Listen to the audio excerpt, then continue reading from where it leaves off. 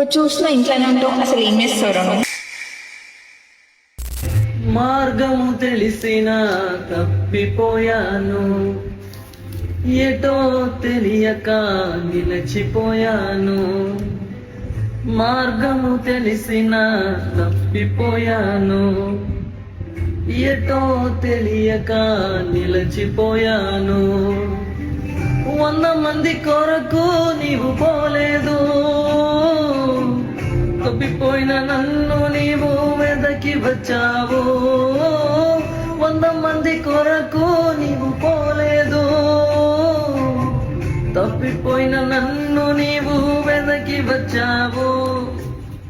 నన్ను నీవు మరువక, నన్ను నీవు విడువక, జాలిగా నన్ను చూస్తూ నిలచిపోయావు.